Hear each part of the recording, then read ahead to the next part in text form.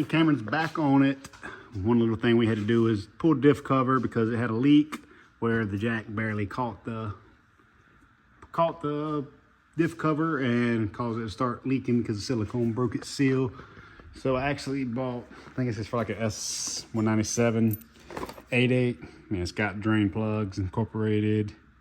So we're gonna put that with a gasket if it'll fit, because it's gonna be a tight fit between the sway bar.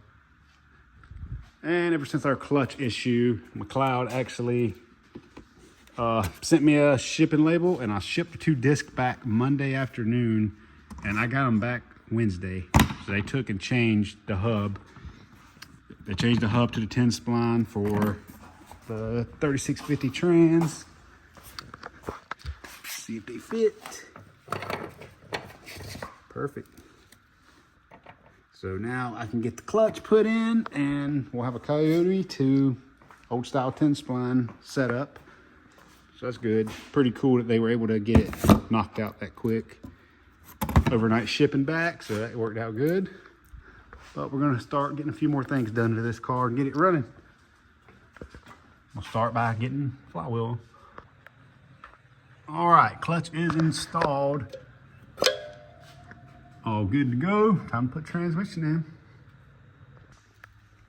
All right, so I'm going to go ahead and put a Ford release bearing in this thing, just because I've never seen an aftermarket be worth of crap. So this is a really nice piece. Clutch pivot ball.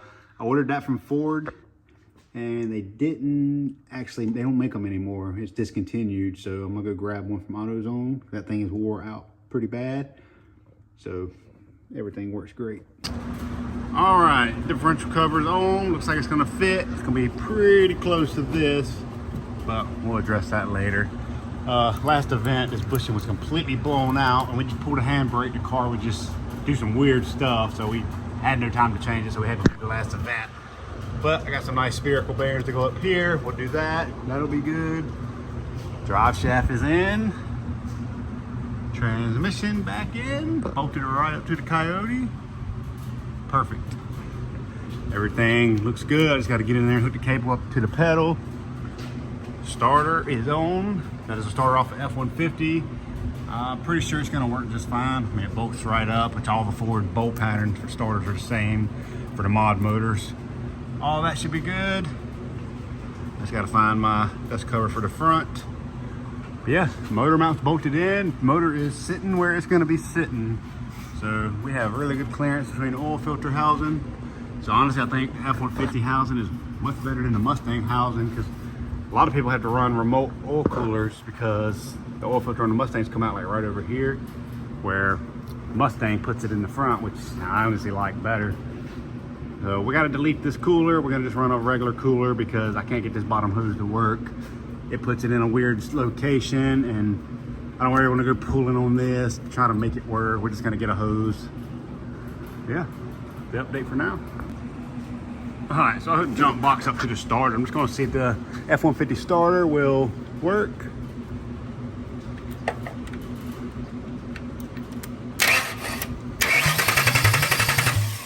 Oh yeah, perfect. So here's the bushing that come out of the passenger side. You can see where it's been pulling on it pretty hard.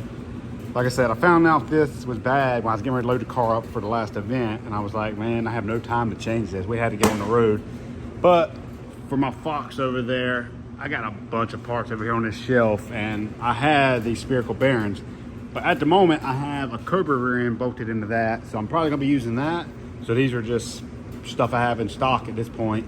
So I'm gonna just go ahead and throw these in and let her rip.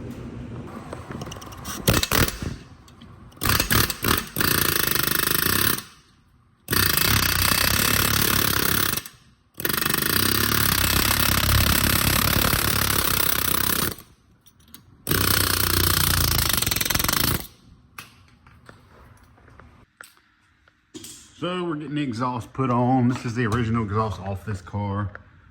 Mustang flange bolted right up to the SV manifolds. So yeah, this is kind of an exhaust I threw together. This car had whatever brand this is, the pipes, violator mufflers on it, and they sounded really good. It was 2.5 inch kit that come on the car, but it was from headers back, catless, downpipes. And it used to have an X pipe right here, but the exhaust was hitting all kind of stuff and it was just destroyed and just junk. But the X pipe forward was still good, even though we've kind of put some dents in it. So what I've done was I took and cut the X pipe right where it merged, and I kind of squished this 3-inch pipe, kind of oval, and I put a V-band right there, and I just welded a V-band on, and I ordered the same muffler, the pipes violator, 3-inch, and I just kind of built a single exit exhaust. Actually never seen a Mustang like this with a single exit, but I figured simplicity, just one pipe, less weight, and instead of having two exhausts hanging in the way, yeah, that's just kind of what I did. I kind of threw this together on a Saturday because we had an event, and yeah, actually sounded really good having just a one tip. It just comes down like right here. I think I'm gonna end up putting a V6 bumper on without the exhaust cutouts on it, just so it looks kind of normal. But I figured before I do this, I'm gonna go ahead and get the brake line kit installed, just so I don't have to take the exhaust back loose to tap into this. All right, so I hooked the computer up and I got fuel system hooked up. Just got this wire run to the harness, for the power by the hour harness, because I want to be able to go ahead and turn the pats off and maybe spray some brake clean in it and see if it'll crank.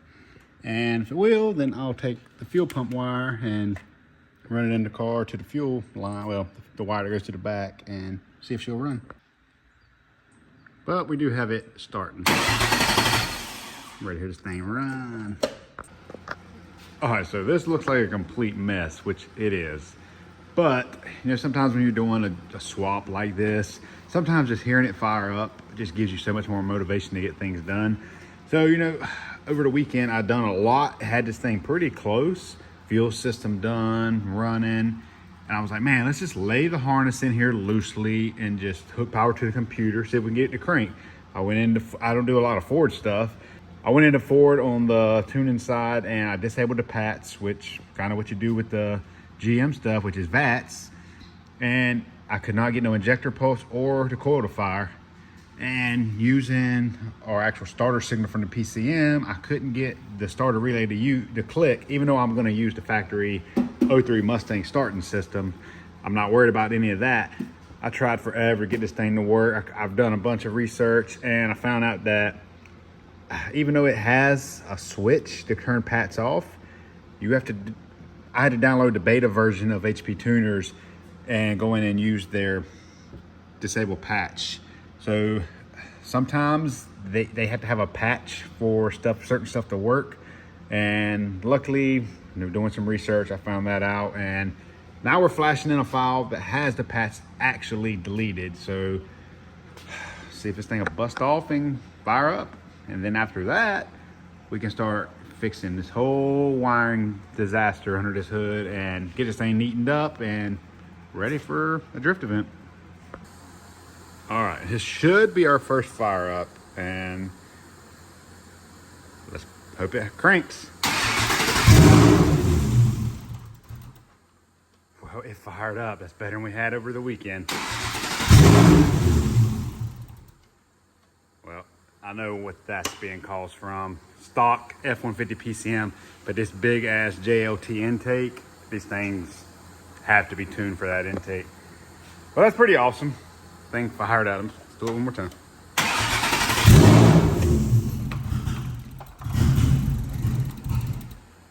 Yep. Well, now we can get this thing finished up. That's pretty good to hear. All right, so it's actually been a few weeks since we got this thing fired up. You know, I got the OS patch working with the beta version of HP Tuners.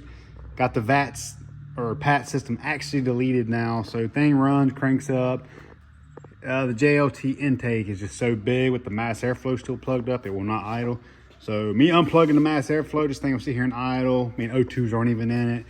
And I mean, it'll sit there and idle, it runs perfectly fine. Not drivable, but I was able to actually crank this thing up because I had to use the lift for another job. I was able to crank it up and actually pull it out of the shop, which was a pretty big accomplishment. So I don't know how long this video is gonna be, but I think at this time I've done started relocating some of the harness. Alternators wired up, the fuse box is wired up. Got the wires kind of run loosely for the electric power steering. Radiators in, fan. I don't know if any of that was in the last clip. Yeah, heater hose, we got those done. I mean, this thing is really close. It's always that last 10% that takes the longest. We still got to relocate the battery to the trunk.